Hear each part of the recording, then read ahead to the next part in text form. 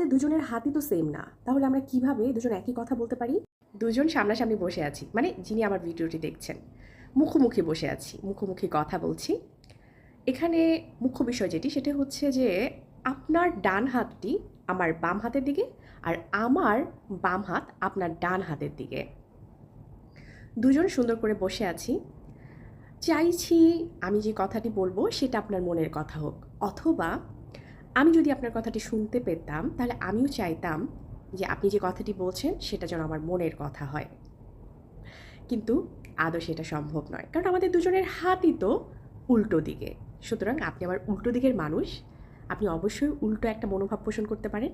আমি আপনার উল্টো দিকের মানুষ, আমি অবশ্যই উল্টো মনোভাব পোষণ করতে পারি। মানে দুইজন কখনোই সেম মনোভাব পোষণ করতে পারি না, কিন্তু আশাটা কিন্তু থাকে যে দুইজন একই সাথে কথা বলছি, দুজনের মধ্যে আন্তরিকতা অনেক, আমরা দুজন একই রকমের মনোভাব পোষণ করব।